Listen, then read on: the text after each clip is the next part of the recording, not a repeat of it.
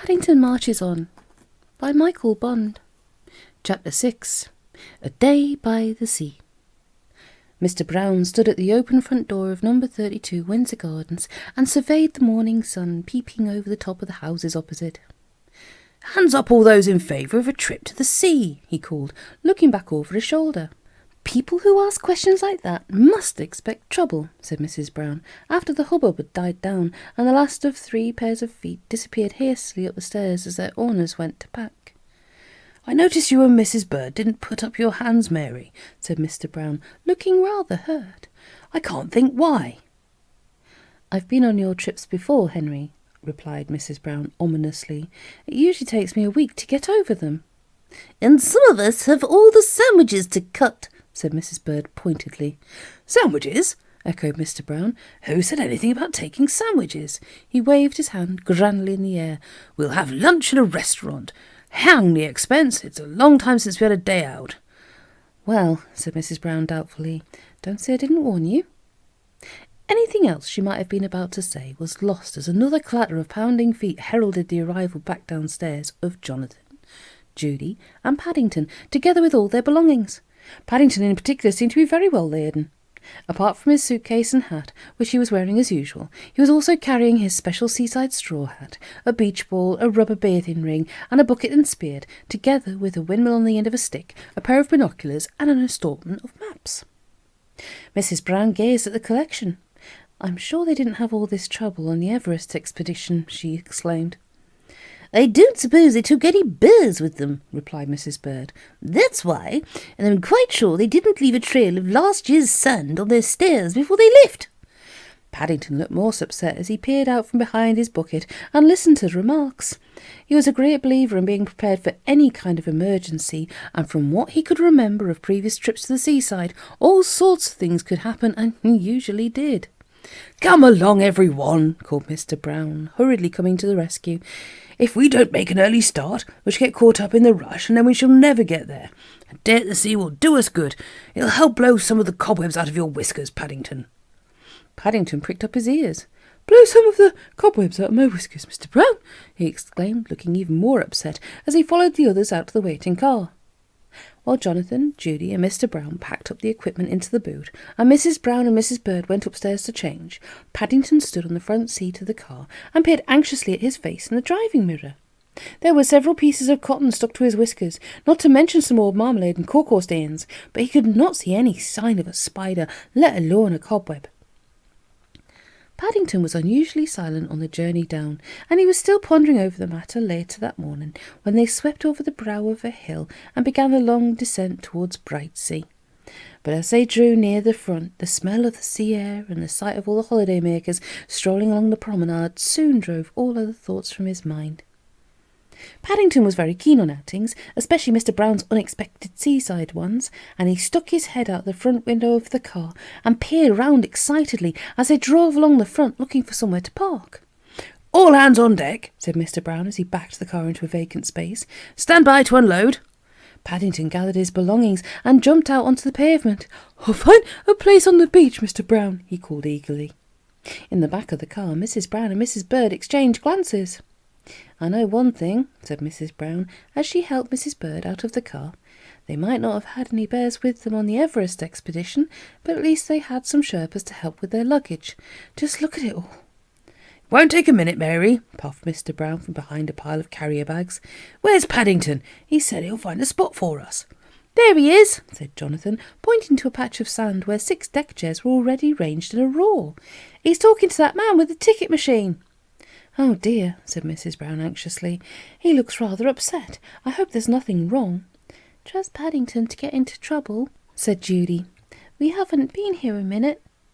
The Browns hurried down some steps leading to the beach, and as they did so, a familiar voice reached their ears. 30 pence! exclaimed the voice bitterly. 30 pence just to sit in a deck chair. "No, mate," came the voice of the ticket man in reply. "It's not 30 pence just to sit in a deck chair. You've got 6 chairs here, and they're 5 pence each. 6 fives is 30. Paddington looked more and more upset as he listened to the man's words. He felt very pleased with himself when he found the pile of chairs beside a patch of clean sand, but almost before he'd had time to arrange them in a row, and certainly before he'd had a chance to test even one of them, the man had appeared as if by magic from behind a beech hut, waving his ticket machine as he pounced on him. 30 pence, he repeated, collapsing into the nearest chair. I know your sort, lectured the man in a loud voice, as he looked around and addressed the rest of the beach. You sit down in them chairs and pretend you're asleep when I comes round for the money, or else you say your tickets have blown away. Your sort costs the corporation hundreds of pounds a year. The man's voice trailed away as a muffled cry came from somewhere near his feet. Here, he exclaimed, as he bent down and stared at a heaving mass of striped canvas. What's happened? Came the muffled voice again. Dear, oh dear, said the man, as he disentangled Paddington from the chair. You couldn't have had your backstrap properly adjusted. My backstrap, exclaimed Paddington, sitting up. That's right, said the man. You're supposed to fit it into the slots, not just rest it on the side. No wonder it collapsed. Paddington gave the man a hard stare as he scrambled to his feet and undid his suitcase. 5 pence seemed a lot to pay just to sit in a chair at the best of times, but when it didn't even have any instructions and collapsed into the bargain, words failed him. Instructions? Echoed the man, as he took Paddington's money and rang up 6 tickets. I've never heard of a deck chair having instructions before. You wants a lot for your money.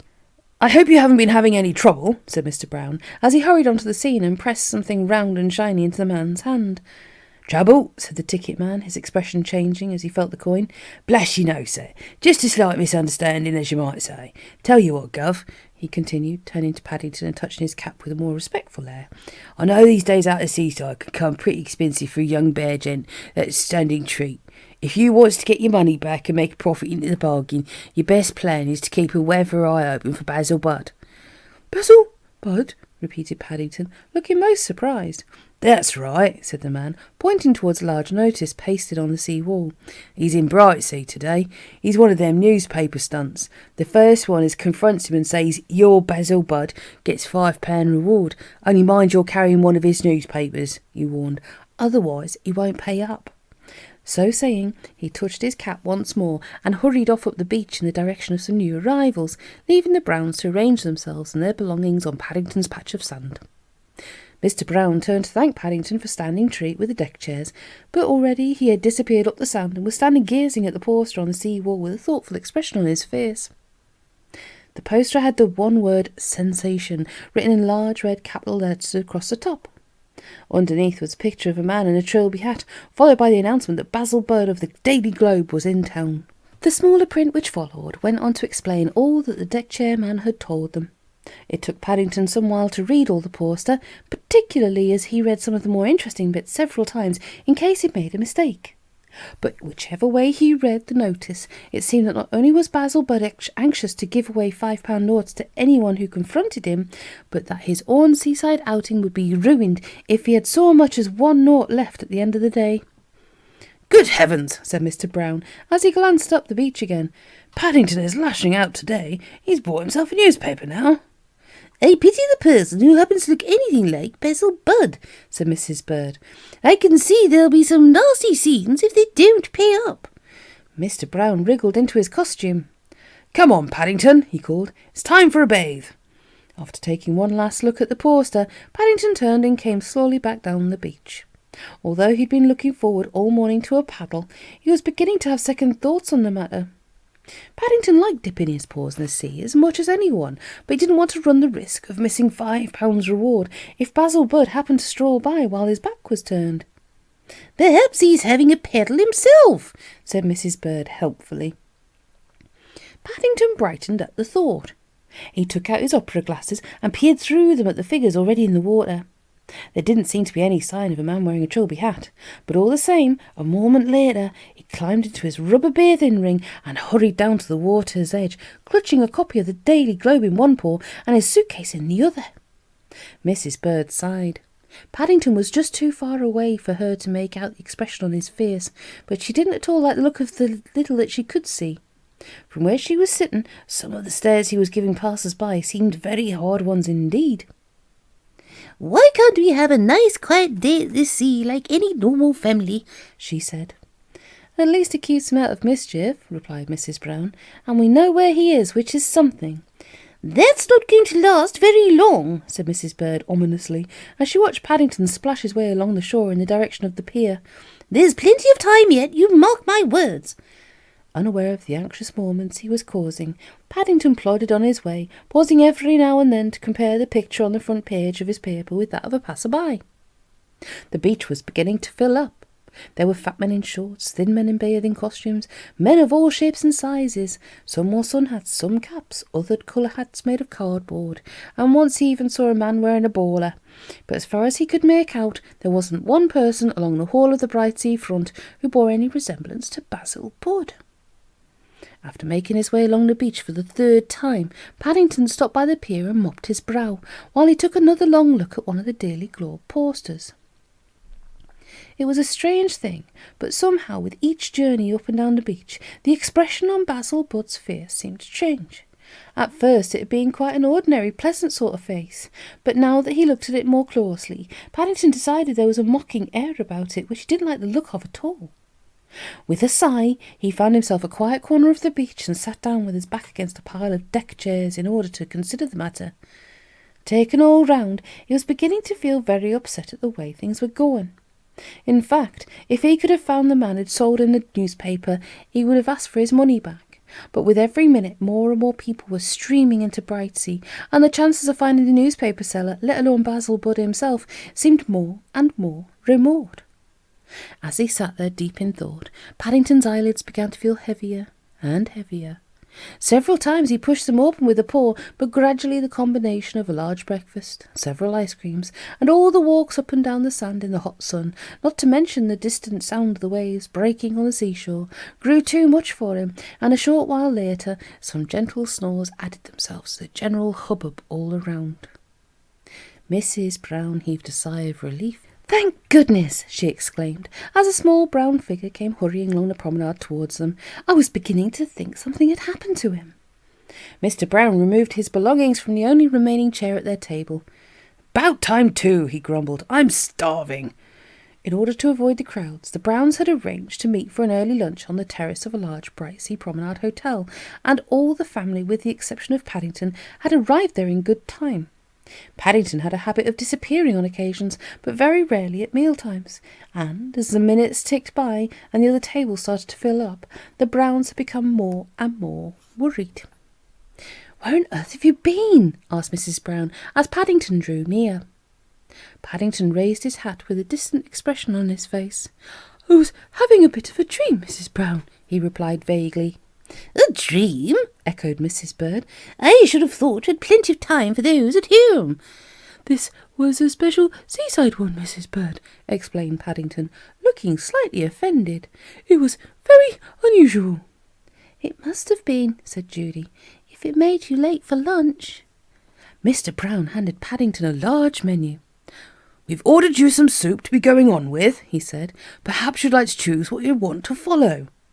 The Browns looked across at Paddington with some concern. He seemed to be acting more strangely. One moment he had been about to sit down quietly in his chair, the next moment he had jumped up again and was peering through his opera glasses with an air of great excitement. "Is anything the matter?" said Mr. Brown. Paddington adjusted his glasses. "I think that's Basil Budd," he exclaimed, pointing towards a man at the next table. "Basil Budd?" echoed Mrs. Brown. "But it can't be. He's got a beard." "Basil Budd hasn't," said Jonathan. "I've seen his picture on the posters."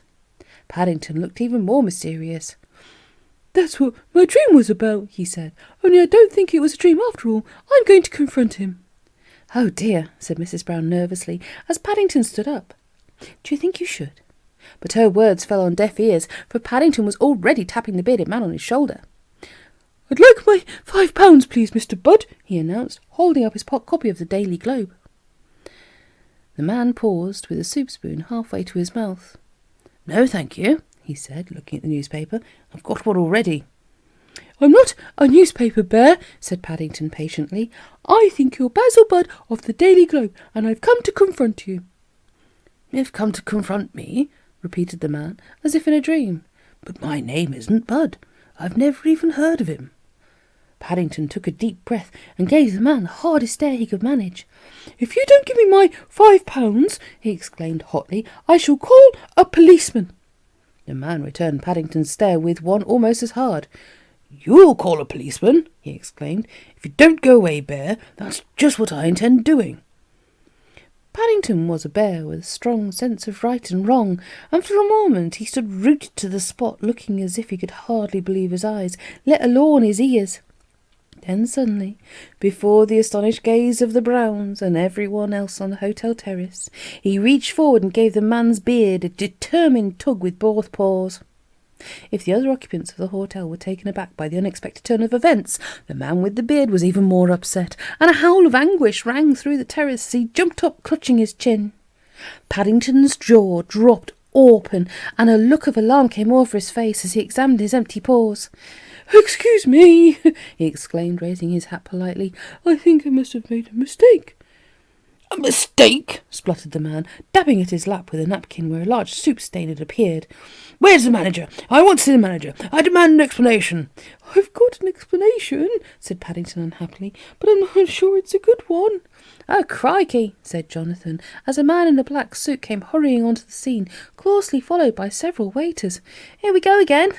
"I've never," said Mrs. Bird, "met such a bear for getting into hot water. Now what are we going to do?" Mr. Brown sat back in the Bright Sea Hotel manager's office and stared at Paddington. "Do you mean to say," he exclaimed, "you actually saw a man putting on a false beard behind a pile of deck chairs?" "There were 2 of them," said Paddington importantly. "I thought I was having a dream, and then they went away, and I found I was really awake all the time." "But I still don't see why you thought it was the man from the Daily Globe," said Mrs. Brown. "I'm afraid this young bear got his buds mixed," said a policeman. "Quite a natural mistake in the circumstances. You see, he'd stumbled on a South Coast Charlie and his pal," said a second policeman. "They always call each other Bud. I think they've been seeing too many films on television." "South Coast Charlie?" echoed Mrs. Bird. "Goodness me!"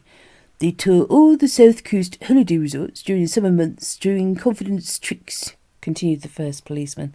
"We've been after them for some time now, but they've always kept one step ahead of us, kept changing their disguises. Thanks to this young bear's description, we've a good idea who to look for now.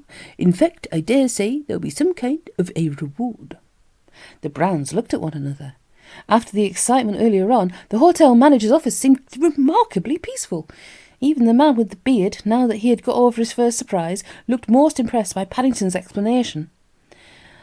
"I've been mistaken for a few people in my time," he said, "but never Basil Budd, let alone a South Coast Charlie." "Trust Paddington to find someone with a beard sitting at the next table," said Jonathan. The hotel manager coughed. "That's not really so surprising," he said. "There's a magician's conference on at the Bright Sea this week, and a lot of them are staying at this hotel. You'll see a good many beards." "Good gracious," said Mrs. Bird, as she looked through the office window. "You're quite right. Look at them all." The others followed the direction of Mrs. Bird's gaze. Now that it had been mentioned, there were beards everywhere. Long beards, short ones, whiskery beards, and neatly trimmed ones. "I don't think I've ever seen so many before," said Mr. Brown. "I suppose that's why South Coast Charlie wore one." "That's right, sir," said one of the policemen. "It's a good thing this young gentleman didn't try them all. We might have had some nasty scenes on our hands." "Perhaps you care to join me for lunch," said the man with the beard, addressing the Browns as the policeman stood up to go. "I'm a magician myself," he continued, turning to Paddington. "The great Umberto. I might even be able to show you a few tricks while we eat." "Thank you very much, Mr. Umberto," said Paddington, as the hotel manager hurried on ahead to reserve a table. "I should like that." Altogether, Paddington was beginning to think it was a very good day out at the sea after all.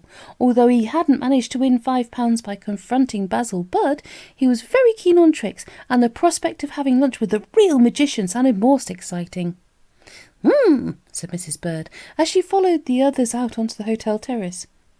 "We may be having lunch with the magician, but I have a feeling that even the great Umberto won't be able to make his meal disappear as quickly as Paddington." Paddington pricked up his ears in agreement as he caught Mrs. Bird's remark. It was already long past his lunchtime, and detective work, especially seaside detective work, used up a lot of energy. "I don't think I shall have many cobwebs left in my whiskers after today, Mr. Brown," he announced amid general agreement as he sat down at the table to enjoy a well-earned lunch.